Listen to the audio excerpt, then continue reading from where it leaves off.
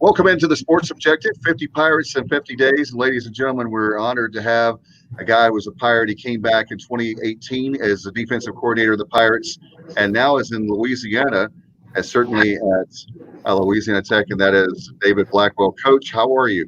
I'm doing good. It's good to see you guys again, and I appreciate you having me on. Certainly, Coach, we wanted to have you on because it's been certainly a crazy ride with COVID and everything going on. We're doing this obviously 50 Pirates in 50 days. You actually have the luxury of, you were a player, I know a student coach there, student assistant, and then you actually coached in 2018 as a D coordinator.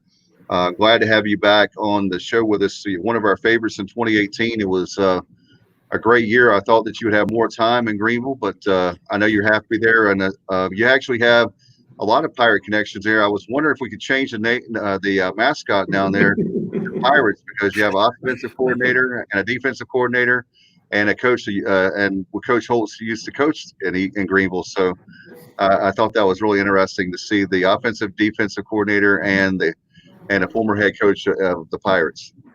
No doubt. We definitely have a Pirate flavor down here with Joe Sloan as our offensive coordinator, myself as D coordinator, and then obviously Coach Holtz. And then we have also on our defensive staff, we brought in David Mackey as an analyst, who was one of our defensive analysts at ECU when I was there. So it's been, we definitely have we get to telling Pirate stories every once in a while around here. So, but we all have fond memories of ECU. Obviously, the way it ended there in 18, wanting, what we wanted, but things happen and you move on and you do the best you can. But I thought for 7 or 8 games, 7, 8, 9 games that year, we played pretty competitive defense down we got beat up a little bit down the stretch, and the last 3 games really didn't play well. Our last 2 games especially didn't play well, and depth caught up with us and other issues, and speculation affects the players. There are a lot of excuses. The reality is we didn't get it done.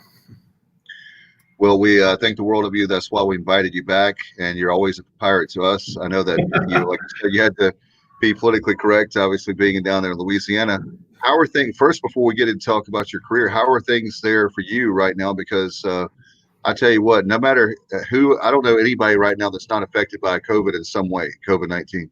No question. It's been definitely different for everybody and nationally. And obviously there's a lot going on around the country with it. But, for us, it was exciting. Today was our first day of mandatory workouts. We've had our players back since June 5th in voluntary workouts, but today was the first day of mandatory workouts. And so we could have face-to-face position meetings today for the first time. And it was just good to get back in the meeting room with the players. We're tired of meeting with each other and as coaches, and we've been back in the office as a coaching staff since started really about the middle of June. And so it's been fun to actually see the players again. And so I apologize, out the window I see some players on the field doing some stuff, and that caught my eye. But we're it's been fun trying to learn a new area. Like I mentioned before we came on the air, the week we moved here, my family got here was when we went into lockdown. And so my son went to school for 1 day here and then went to lockdown, which he thought was pretty cool. I think he liked it, but he had 1 day in his new school and then got locked down. And but it's I think for all of us moving forward here, we're going to have to kind of adjust and understand that it's going to be different. It's not going to look the same right now, and it's probably going to be a little while before it does. And so, we talk to the players all the time about, we've got to stay focused. In our mind, we're having a season. It's going to start on time. We got fall camp coming in less than a month. We've got 2 weeks right now of mandatory workouts and meetings, and then we transition into 2 weeks of 20 hours a week where we can have walkthroughs. We can have 5 face-to-face meetings a week. And so we got 2 weeks of that, and then fall camp starts. So that's really the focus that we're on right now. And it was good today to get back in the office with the players and actually see them, not just out the window, and actually be able to have them up here and all that. Now, Bubba, did you have a question for Coach? Coach, you're obviously going into your first year, as you're just referencing there in Ruston. East Carolina has a first-year defense coordinator under second-year head coach Mike Houston, Blake Harrell. And so, with that being the case, I've heard Coach Harrell talk about some of the ways that he and his staff have been implementing the scheme from afar. Talk about the way you and your staff there at La Tech have done it over the last 3.5 to 4 months. Yeah, we were. The day they really shut us down here was the first day of spring ball. We were actually going on the field that day when we were told not to go on the field, and that we were going to be sending the players home, sending the coaches home. And so really what we've done is we focused on, we did it again today. We went day one of basically our spring ball install, which we changed a little bit for fall camp now, but we're basically taking 4 days to try to install our entire base package, because with the shortened time we have and the fact that we, here especially, obviously we had a very successful year a year ago, but, you got 9 new starters on defense and we haven't been on the grass with these guys yet. And so we've installed our 4 installs, our first 4 days of install. We've done it over and over and over again, and so we've been in Zoom meetings with cut-ups. We've sent film to the players. We've emailed them handouts and emailed them install sheets. And so, you really try to be as creative as you can, and we've watched, I think our defensive ends have watched cut-up tapes of Nate Harvey until they're blue in the face, and Darius Jackson from Jacksonville State, But I think for us, and it's really going to be no different for Mike and his staff, is until we can get on the field with these guys defensively, what we've got to learn is what we have and what's best. And are we a man team? Are we a zone team? Where can we put pressure? Can we put pressure on our front? Can we put pressure on our back end? We had two defensive backs here drafted this past year off of last year's team. We're going to have 4 new starters in the back end. We've got talent. We're going to be young defensively, but we're really talented. And so it's going to be fun for us, but it's also a challenge, because not only do we have to find out who our starters are, we have to install a whole new package, and we have to figure out what flavor of defense are we going to be. I mean, can we be a pressure heavy, get after it kind of team, or do we have to be a little bit more of a zone team and a 4-man rush and even a 3-man rush at sometimes? So I think that's the challenge we all have right now, is you can watch film from last year and see a little bit, but the reality is until you get out on the grass, you really don't know what you have. No question, Coach. For me personally, I wanted to ask you, as far as I know you're talking about the back, as far as players are concerned, what about recruiting? I know that's been I can see there could be some advantages and also some disadvantages. How have you guys as coaches, how have you handled the recruiting and COVID and all the shutdown, lockdown stuff? It's got to be tough. I think the biggest challenge has been having to do virtual tours. We've set up now where we will have a virtual unofficial visit where, we basically have a campus tour, a city of Ruston tour, a university tour, facilities, basically everything you would do on an unofficial visit, and then have the people that they would talk to on an unofficial visit, whether it's the academics or our strength staff or whoever it is, be able to be available to be on some of these calls now that the NCAA allowed that. And so we've done a lot of those. Probably, I think something we'll keep is the Zoom calls. Having all the players call in and all the entire defensive staff be on there. We've done a lot of those, and what we tried to do was I tried to organize, and Coach Holtz did a great job. We had our staff meetings every morning at 8:30, and we met 4 days a week at 8:30 with Coach Holtz on the Zoom calls.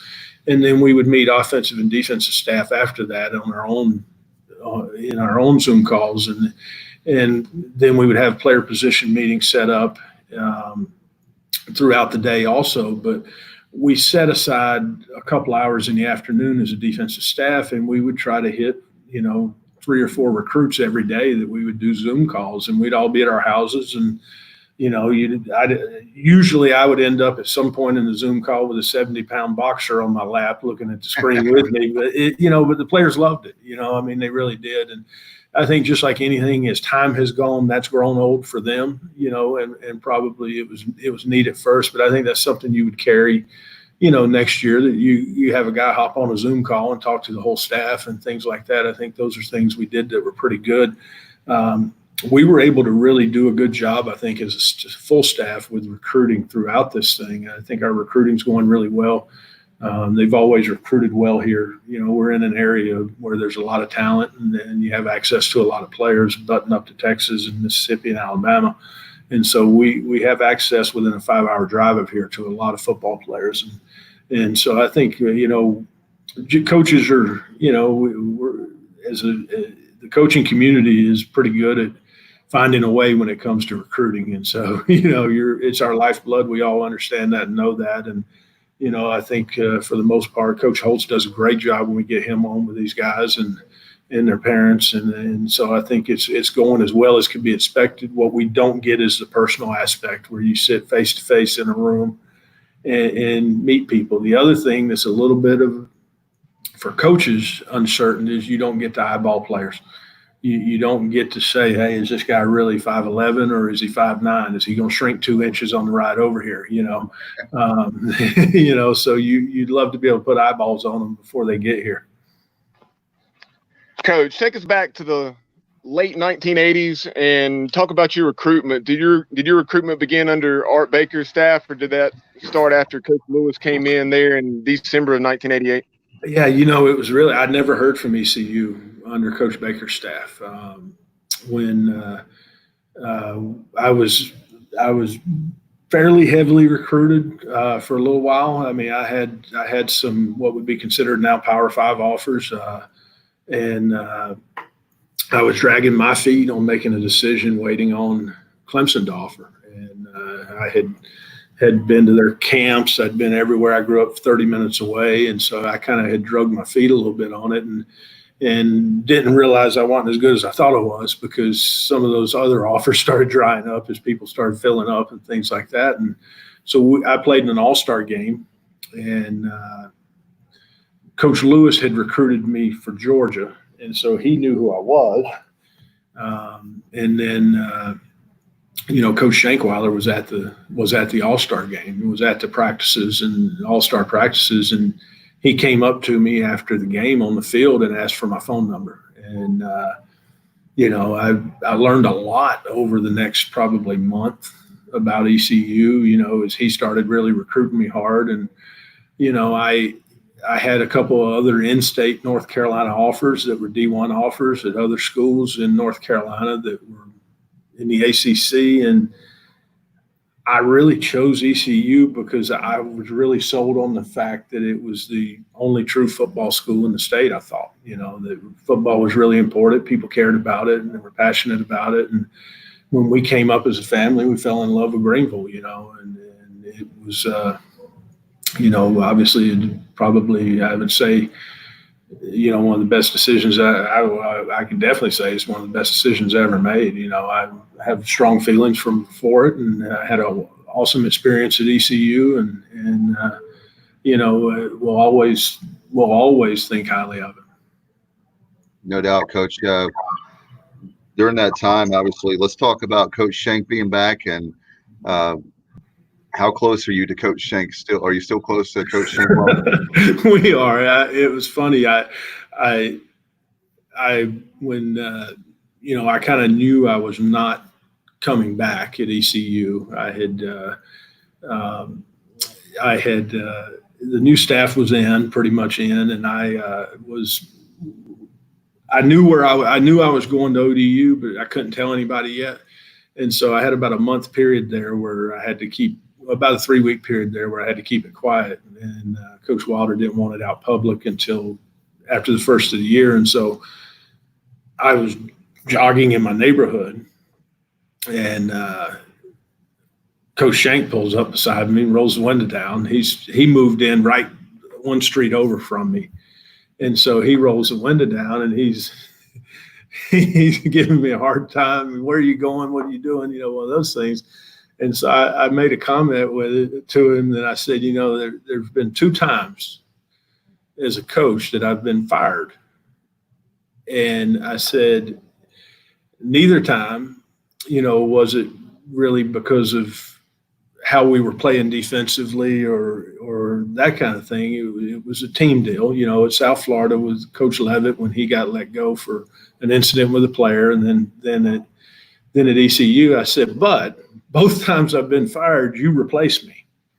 You come in on the staff that's replacing me. I said, you'd think that you'd care enough about me to get them to keep me. I said, this is 2 times where, you could help me out and throw me a bone here and get them, talk them into keeping me. But and he started laughing. He's like, that's not the truth and all that. I said, heck, you probably tell him not to hire me, But the irony of it is Coach Holtz came in at South Florida and he talked to me about staying, and he was very open with me that he had offered the position to Mark Snyder, and if he turned him down, that I would have an opportunity to stay. And obviously Mark took the job, but but now I ended up here with Coach Holtz. So it's the coaching fraternity is a weird thing. One thing I have learned is try not to burn bridges. And that's the kind of thing that you make a name for yourself, and you work hard and you treat people the right way, and you do the job the best you can, and hopefully good things will happen,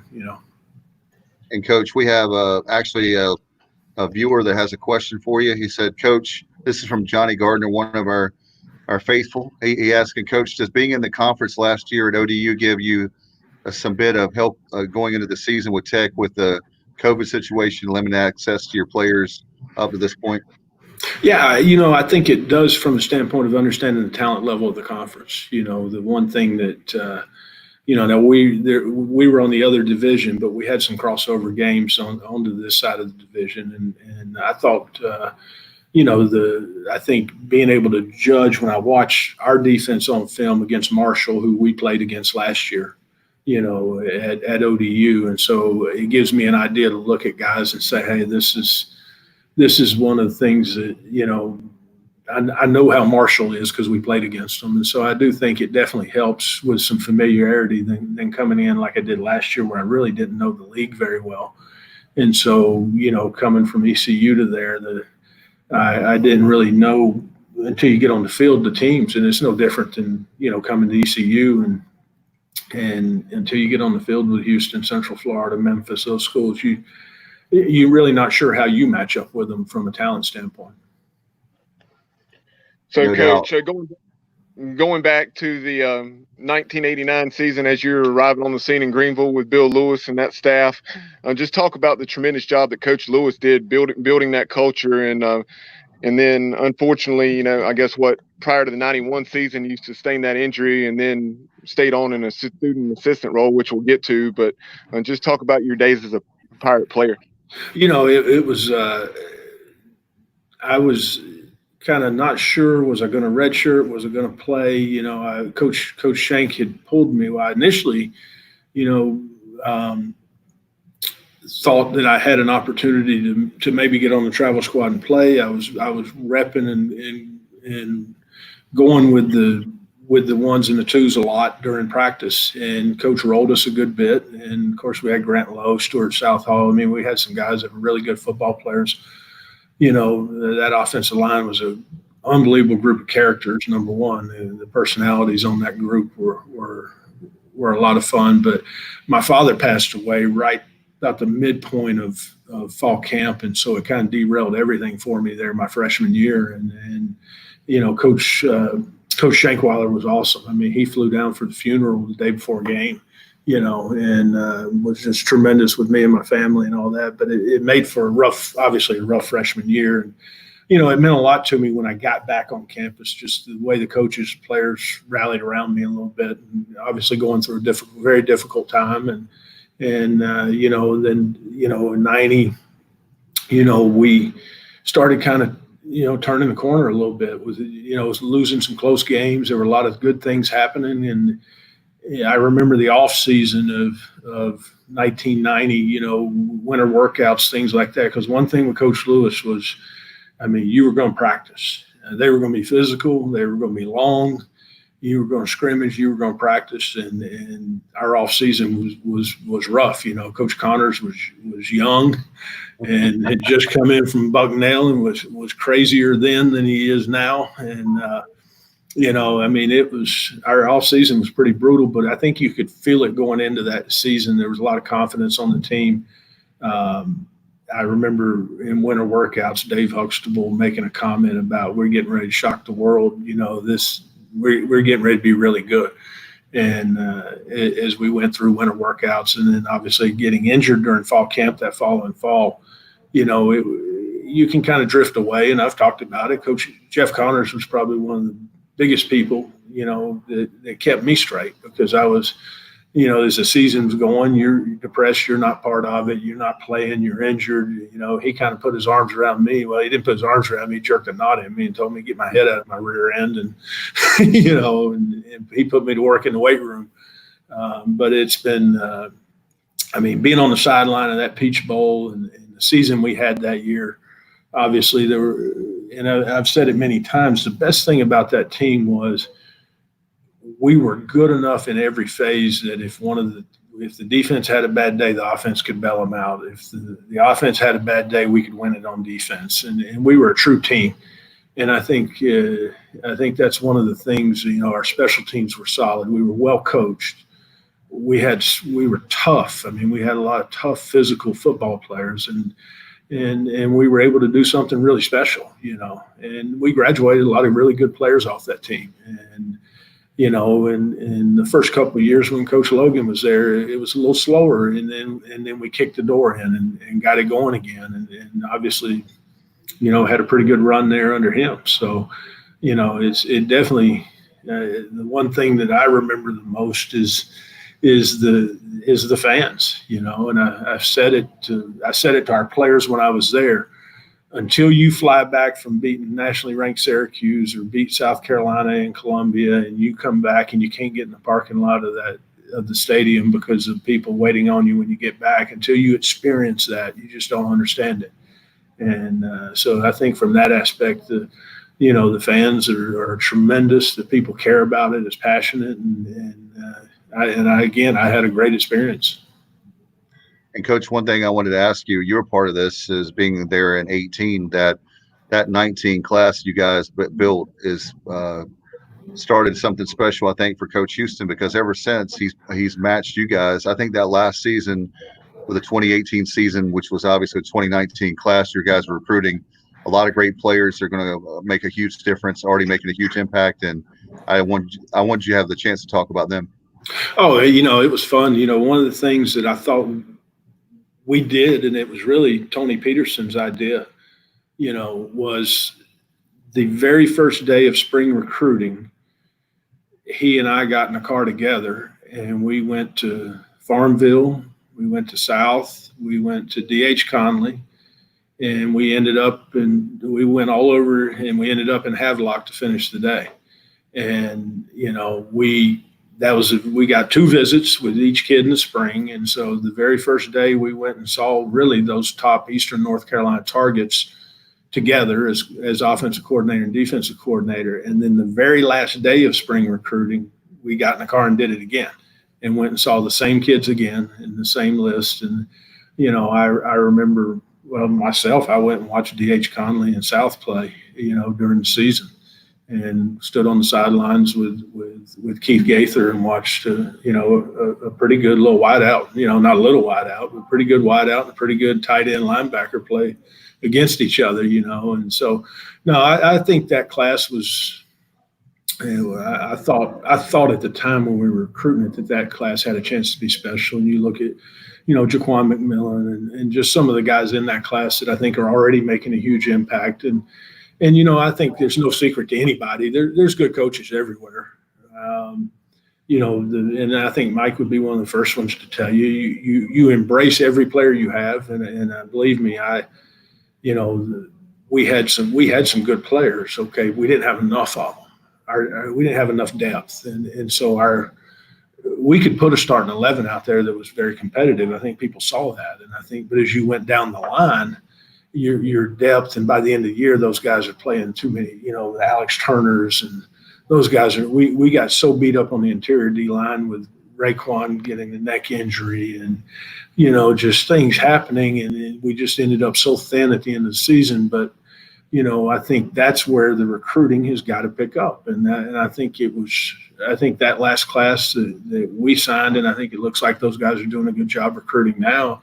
The young talent on that team, I think, is exciting. Sometimes it's frustrating also because you can't see the light at the end of the tunnel, because it takes a little while to build it. And unfortunately, when it had gone bad, it had gone bad, and there were a lot of players gone. There's a lot of attrition, I think, during Coach Montgomery's first 2 years, where there were a lot of players that were recruited that never made it to the field. And whether it was by Ruff's staff or by Coach Montgomery's staff, there was a lot of attrition. And that affects your football program. And I know Mike was dealing with that a little bit last year, just from a depth standpoint.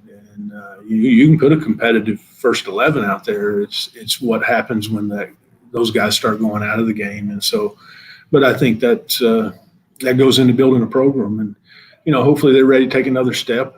They also have a really challenging schedule. Mike and I talked about that at the convention this year. They have a challenging schedule. So, it's we're not a lot different right now. We're going to be a really young defensive football team this year. I don't know why it keeps working out for me where I take these jobs where it's, I go to ODU, they were 120th in the nation defense, and they had 3 NFL players on defense. I'm like, how do you do that? And then we graduated. We didn't have any of them back, but we were able to be pretty competitive this past year defensively. It was just a very frustrating year, overall, just from we really struggled offensively. And so it was, we had a statistically a pretty good year defensively. We went from 120th in the nation to the top to 46th and, in defense, but, obviously the season didn't go the way we wanted it.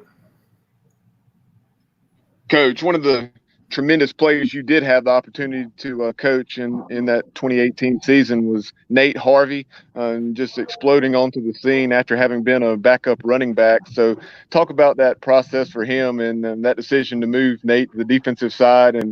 And he was obviously the American Athletic Conference Defensive Player of the Year, led the nation in TFLs, and also was, I think, 3rd nationally in sacks.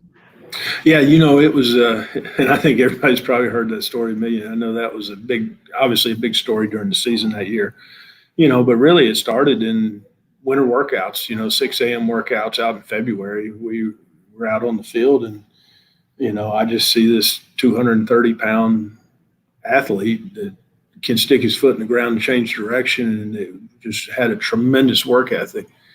And asked around about him, who is this guy, and it, well, he's a former walk-on. He's, he's like the 4th team running back, or, I'm like, well, is he, has he ever played defense? Is he, and so I just started kind of recruiting him a little bit, hitting him up after a walk. Hey man, why don't you come play for me, man? Why don't you come play for me? I'll try you out at linebacker. And so finally I went and just asked Scotty, and he said, well, he was open to it. And, and obviously Nate was open to it. Nate's thing to me was, I just want to play, coach. I want to get on the field.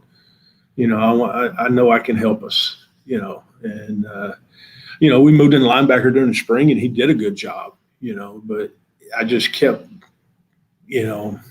back of my mind going, we're deeper at linebacker than we are on the edges. And I have always been, I didn't see, aside from Kendall, we didn't have a guy that I really thought had that explosive twitch off the edge. That pass rusher that we always had at Jacksonville State, that guy that could scare the heck out of a quarterback or an offensive tackle. And it, so we got into the summer and I brought it up to Rod, about trying him out because he's one of the strongest guys on the team. And I said, let's try him out at Bandit and see if he can do it on the edge. And I talked to Nate again about it, and he was, coach, I'll do whatever you ask me to do, and we were about probably, I'd say 3 or 4 days into fall camp when the entire coaching staff was like, oh, this is going to be interesting because this dude's pretty good. Once we put shoulder pads on and he could really be him, because the thing is, as explosive and athletic as he was a physical player. We were watching because Larry Fedora is now the offensive coordinator at Baylor, and so we were watching the North Carolina game during our summer study, and I mean the 4th and 1 stops where he just absolutely destroys 2 or 3 people, and is in 3 yards deep in the backfield. Just the physicality he played with. It wasn't just the flashy plays, he made dirty plays, and that was probably what made him so good. And he's a tremendous, tremendous person. I mean, that's one of the neat things I think is I get text messages and phone calls from those guys, to this day. I mean, I get Father's Day calls and, Coach, hope you're doing good. Alex Turner hit me up about a week ago. Just, Coach, I was thinking about you, just, wanted to say hello. And, it was really, a special group. I think part of it was they had been beat down publicly so bad for me to come in the door telling them I believed in them, and things like that. I think it makes, it makes it different. But they were a fun group to coach, and in a lot of ways, I think for a long time that year, I think we had it going right, defensively, especially. I mean, we had Central Florida 23-10 with the ball on the 1 yard line going in with 7 minutes left, and fumble, and they run it back 99 yards for a touchdown. Houston had scored 50 points in every game, and we've got them at 23 points, and we fumble, and they run it back for a touchdown. And we had some bad luck too, but it was, I definitely don't regret it. I can promise you that. And Coach, let's go back to the fact when you got hurt and your decision to be the student assistant coach. Let's talk about how that impacted you to take that path long term, because it seems like that this was definitely your calling and your purpose in life. Oh, there's no doubt. I spent a year in the weight room with Jeff, and quickly, even though he was really good to me, I mean, he gave me, I was in charge of the cheerleaders and the dance squad and all that.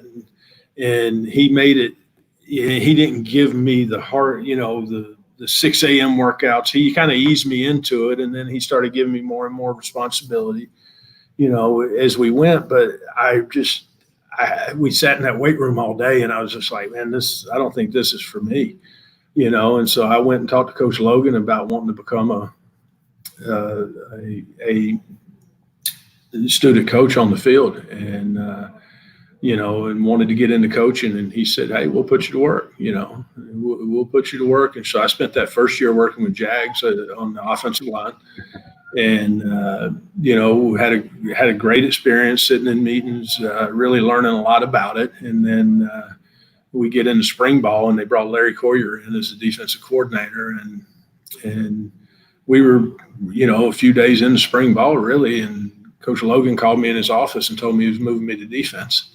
And I thought I did something wrong. And he was like, no, he said, Coach Coyer likes your energy. He likes how you coach. He wants you on defense. He asked if he could have you. And so they sent me to defense, and I've been on defense ever since. Larry was I think we were doing a one-on-one drill between the O-line and the D-line, and I was right in the middle of it, just, excited, fired up, getting after it, and coach liked that. And so he really, he got me moved over there, and I've been over there ever since. Yeah, talk about Larry Coyer's influence. What a tremendous defensive coordinator he was. You saw such a dramatic impact that he made. The Pirates improved tremendously defensively in that 93 season, even though issues on the offensive side of the ball with Marcus Crandall going down didn't reflect it in the win total. No, and that really was, the coach was awesome for me, because as a young coach, number one, he really taught me a lot. We would, during the summer when everybody's on vacation, Larry wasn't much on vacations, and so he and I sat in there, and we just watched film, and he would teach me stuff and talk, and really got to the point where fall camp rolled around, and he said, hey man, you're going to coach the Leos, which was our outside linebacker to the boundary. And he said, you're going to coach that position. You're going to coach. You're not going to just help out. And so he had a lot of, obviously he believed in me an awful lot and gave me a lot of responsibility that, as a student coach to have your own position, and then his personality was definitely a handful. I mean, he was definitely a guy that, as a coach, you better be on it, and you better dot the I's and cross the T's, because he was gonna hold you accountable for it. And I actually talked to him yesterday. He's been very influential in my career, and has been somebody that has been very good to me throughout my career, and we stay in touch. And I have flown him in now that he's retired. Everywhere I've been. He couldn't come the ECU year because his wife was sick, but I have flown him in for a week in the spring and a week in fall camp, and let him watch practice and really pick his brain. And I mean, our head coach and our guys at Jacksonville State loved him, and but you talking about a guy that in the NFL was a defensive coordinator in the NFL. He coached DBs in the NFL. He coached linebackers in the NFL, and he coached defensive line in the NFL. And in today's world, where coaches really specialize on one position, he could coach anything on the field, and that was probably one of his gifts. Wow. Coach, one of our co-hosts, Kyle, was unable to join us tonight, obviously, but he had a question. It's been mentioned a lot, the possibility of playing in the spring. So talk about that. And then Dave and I, as well as Kyle, were talking about it earlier, just that possibility of playing maybe 20, but maybe as many as 23 or 24 games in a calendar year. As a former player and somebody who's coached the game at a high level for 25 seasons now, what are your thoughts on that? Well, I think that, obviously a lot of people are saying that's a last resort, and I think, is what you would want it to be. We're starting mandatory things back today. I mean, we're 4 weeks away from starting fall camp, so the clock's ticking. I mean, I think it's definitely ticking, and obviously things nationally are not trending the right way right now. So, I mean, I don't think anybody that says they know what's going to happen right now doesn't, because I don't think anyone really does. They're just feeling their way through this thing. But I think if we did get pushed to the spring, I think it would be abbreviated. I think it would be an 8-game, 7-game season with potential of a playoff, or, maybe they'd have bowl games. I don't know. But I think it'd be an abbreviated season and then they might try to push the start back the following year to, a little bit. But I think people also, you play a season and you play into January, and a lot of people turn around and have spring ball starting right up in February. A lot of people are starting in February now. We were going to start that first week of March, here, and it, you got four spring scrimmages that are full speed and tackle the ground, and then you have the ability to have, an additional 5 or 6 half scrimmages throughout the spring. And so in my mind, the spring is more physical than the fall, because of the practices and the length of practices and scrimmages. And so I think that there's some of that too. And Coach Holtz getting ready to come in my door. No, he popped down the hall. He stuck his head in and kept going. I was going to get him to say hello if he came in. Yeah, come on, Coach. But I think that, the biggest thing I think we all are going to have to just come to grips with is that football season is not going to look the same as what we're all used to, coaches and players and fans. And hopefully that we were able to go on time and play a full season. But obviously with the Big Ten, the Pac-12, that's going to change some things. I think that, the Power Fives are probably trending to that direction, but, you never know. And obviously for schools like us, non-conference games are big games. Our athletic department needs the Baylor payout or the Vanderbilt payout that we play this year. So plus those are, we want those games too. Yeah. We're excited about those games. Coach, I saw on your schedule the first game is that at UNLV? It is. The Running Rebels. That's certainly a great game. And the first two games this year on the road, so you have UNLV and then Southern Miss, somebody that East Carolina knows very well, and another team that we wish we could have back on the schedule. Yeah, they've done a good job. I mean, they're a good football team, just like they were the last time I played against them, which was at ECU, back in '94, and they were a team that, them or us, it was going to go through one of those places at that time on who was going to a bowl game. And when we had the alliance before they formed Conference USA or whatever they called it, Liberty Bowl Alliance or whatever it was called, but we had some absolute wars against them when I played, and also, as a coach. And then, I'll never forget Steve Logan faking the field goal with the bowl game on the line, and him on the headsets, and Paul Jett going nuts, going, "What are we doing? We're faking it." and getting the PI, and they move it up 15 yards, and we kick a chip shot field goal, and we get in the locker room. He said, "Really wasn't that hard a decision. There was no way in hell we were making that field goal." So it's just, but the Southern Miss games through the years have been a lot of fun. And obviously here it's a big game. That's probably our biggest conference rival here. And so, it's a big game here. And, we were fortunate last year to beat them. And, we're going to their place next year. So it'll be game 2. And that's a big game in our conference because, probably them, us, and UAB are probably, most people consider 3 best teams in this side of the league. So it'll be exciting. It's like you're saying, Coach, Chad Holcomb had his ups and downs throughout his career to that point, but then he went on to the Liberty Bowl later on that season and knocked in 4, including 2 from 40-plus against Stanford, and really was a big part in helping us win that day, 19-13. Oh, there's no question. And that wasn't really a shot at Chad as much as it was. I think it was like a 53 or 54-yard field goal. And so it was like a really long field goal. And so Coach was just like, heck, we got just a good chance of faking it and scoring as we do, and then he nailed it. He nailed the game winner and put us in the bowl game. So it was definitely it was one of those memorable moments, and that was really Coach's, you would have to know Coach's sarcasm and wit too, and probably doesn't come through on the radio. He was, hell, he ain't gonna make it anyway. We might as well go for it, And so, but it was definitely one of those that that sticks in your mind. And I really, more than anything, it was Paul Jett's reaction of, "What are we do? What we're gonna fake it?" So, but no, it was a lot of fun. I certainly didn't take it as a shot at Chad whatsoever, Coach. I knew it was one of those things because, like you said, it was around a 50-yard field goal.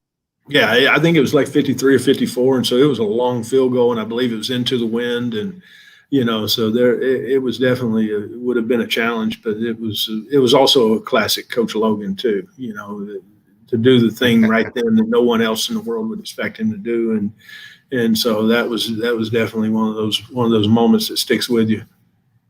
That's what made him very special as a coach. Let's talk. Speaking of, you brought up UAB. Can you talk about the job that Bill Clark has done there? What an amazing turnaround for that program. Yeah, they've done a tremendous job. And they've done it the right way. They've put a lot of money into their program. They've built a new office complex. They've built an indoor facility. They've really, they're talking the talk and walking the walk a little bit too. They've really put a lot of money. When they made the decision to bring it back, they said, we're going to bring it back and do it right. And one of the things that hurt them for years was the lack of facilities, the lack of interest in the program. And I think he energized the city of Birmingham and the people to get behind it. And then he's just done, there's no question he's done a tremendous job. He's been in 2 straight conference championship games, and they've got I believe we were studying them the other day. I think they got 18 starters back, for next year. So they're going to be a challenge this season, and that's going to be a game we have here. That's one of the big games on our schedule, and he and his staff have done a good job. I've got a couple of very close friends of mine that are on that staff, and obviously I have a connection there because he was the head coach at Jacksonville State before I got there. And our head coach, John Gross, was his offensive coordinator. And so we spent some time with him and know him. And I know Coach Clark pretty well. And he's a good guy, and he does a great job. Coach, you were talking about with the defense being the first year there at La Tech. What would you say would be a successful first year for you? As far as I know, you were talking about how you went from ODU from 120th to 46th. What would be a good turnaround or a good starting year for you there? And you guys are familiar with Coach Holtz, and so his wit and sarcasm is a little bit Coach Loganish in some ways. And so he has told me, one day that he just don't want us to be awful on defense. We got 9 new starters.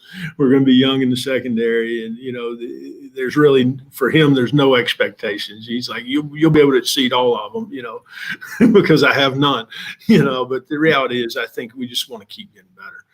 This is a program that has won 6 straight bowl games. The consistency that Coach Holtz has had since he's been here has been outstanding. But we've been so close to kicking the door down and winning the conference and taking it that I think that's the next step for us.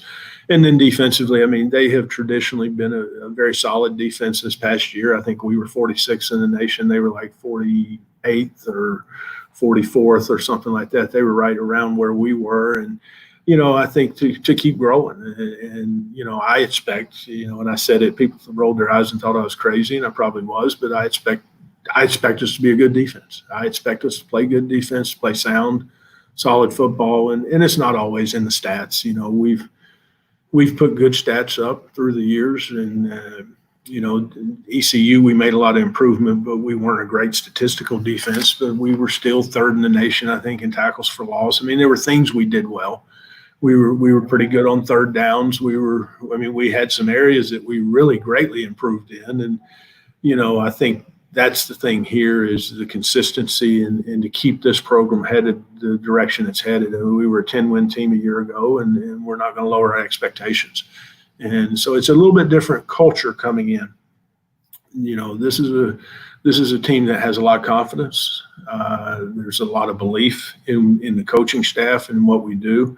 It's a lot different situation in the last 2 years, that I've come into with defenses that were really beat down publicly. These guys have a little bit of confidence and their expectation level is a little bit different, where, I think that's going to help us in some ways because we'll have the ability to, to lean on that a little bit because, the mental aspect of this game is huge, and I think the swagger you develop as a program is huge. And so I think that, successful programs have it. And that's the challenge right now at ECU is to get that culture and that mindset turned back around to where, hey, we're the big dog on the block, and I think it's hopefully headed that way. And Coach, if there's anybody that knows about winning championship, it's Coach Holtz, winning back-to-back in 2008 and 2009 in Greenville. Yeah, no doubt. And that's the thing is I think the culture of the, number one, it's a very close-knit team. Most good teams they do a lot together. And I think it starts with the head coach. And I think that's the thing I've been most impressed with being here is, he's got a great beat on the pulse of the team. And he does, as you guys know, from what he did at ECU, he does a tremendous job. And, so I've been really excited about the first 6 months that I've been here, the opportunity. And I think we've got a pretty good thing going here. And I think that we can continue to grow on it. Coach, I could talk to you for hours and so could Bubba for football. I know you've got a busy schedule. Thank you so much. I appreciate all you've done for the Pirates, a player, coach, then obviously coming back as defensive coordinator. And we wish you and Coach Holtz and Sloan, everybody there with the Pirate Connection and beyond, and Rustin a great year. And we'll keep our eyes there in Louisiana and see how things go this season. Yeah, no, I appreciate you having me on, man. It's always fun, and it's good to see you guys again. Take care and have a good night. Thanks so much, Coach. I too. Appreciate you very much. Good night. Yep, good night. All right. So appreciate we got, I got another Zoom call in just a couple minutes, Bubba. So we can wrap this things up, but appreciate your hard work on getting David Blackwell. What a tremendous talent as a coach. Miss him dearly. He was so much fun. That was I will say this, Bubba, that was one of the bright spots of 2018, covering the Pirates, going to those practices. We had Tom and all the great staff there, the SIDs that helped us out, and they've always been Tom McClellan and all those great folks there with them. But David Blackwell, what a tremendous talent and a great guy. And he's the kind of guy, you hear that term, a guy you'd like to have a beer with, that's David Blackwell. Yeah, I love Coach Blackwell. It's a shame that he only had that one season in Greenville in 2018, but who knows, maybe someday down the road he'll be back. Whether it's as defensive coordinator or who knows, maybe as a head coach one day. Because I certainly think a lot of Coach Blackwell. And Me like too. you said, the defense was headed in the right direction and just didn't have enough time to get them to where they needed to be. Like he referenced in the interview, some of those talented players like Jaquan McMillan, who came in and was a tremendous cornerback. He and the staff would have really benefited from having some of those guys at their disposal, but it wasn't to be, and certainly wish him nothing but the best down there with Coach Holtz and the Bulldogs. No doubt about it, and he'll do very well down there with that. There's so much talents down there, and the fact they're a winning program gives him time to a little bit of breathing room that he didn't have in Greenville. Before we go, I know that you wanted to mention for Coach Dooley's staff, picked up a great commit today, looks like for the 21 class. Yeah, we really did. 6'7", 215-pounder out of Texas. He also, I know, had an offer from UNC Wilmington, ORU, Oral Roberts, who's had some good basketball teams down through the years. But in the tournament. But we picked up. I'm sorry. They've been. I was just adding to what you're saying there. That they've been in the tournament, Oral Roberts, in the past. Yeah. March Madness. Yep, the Golden Eagles, and so Tay. It's either Mosher or Mosher. I attempted to cross-check that pronunciation of the last name with Stephen Igo, but he wasn't sure himself. He was actually catching up with Tay's coach. He apparently his nickname is Tank, but I'm sure Stephen Igo with hoistthecolors.net. Check Hoist the Colors out tomorrow and or in the next couple of days at least, and he'll have a more in-depth article outlining what kind of player the Pirates are getting in Tay. Sounds fantastic. And Bubba, I know we have more 50 Pirates in 50 days. Let's promo tomorrow night's show, and we'll get out of here. Yeah, earlier today, if you haven't listened to it yet, we caught up with former East Carolina tailback Willie Lewis. So definitely go back and check that out, as well as the first, 6 50 Pirates in 50 days prior to that. Throughout the remainder of the week, we'll catch up with East Carolina's offensive lineman from, I want to say 2009 to 2012, or maybe it was 08 to 12, Jordan Davis. We'll hear from Jordan. I think he's up in the Cincinnati area right now, working in the business world. And then in addition to Jordan, we'll catch up with Trent Tigner, who was a punter for the Pirates on Friday. And so those are a couple of the 50 Pirates in 50 days headed your way. And then tomorrow night, as you see scrolling down there at the bottom of the screen at 7 o'clock, we'll be joined by Rachel Barbeau from SiriusXM, and also changing the narrative against domestic violence. And does an excellent job going around and talking to student athletes across the country. And then at 7:30, we'll talk East Carolina Pirate football with ECU alum and also the owner and so forth at Port City Films, Curtis Thiemann. And then at around 8 o'clock, we'll talk to Nicole Auerbach. Nicole is with The Athletic, and so we'll talk the latest with COVID-19 in college athletics with Nicole. All right, Bubba, thanks to Coach David Blackwell, 50 Pirates in 50 days. Thanks to all of you viewing and certainly listening. You can watch these on Facebook Live, certainly Facebook. They're archived or on YouTube, our YouTube channel.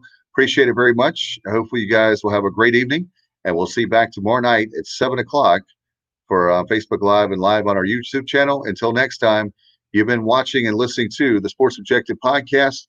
Go Pirates.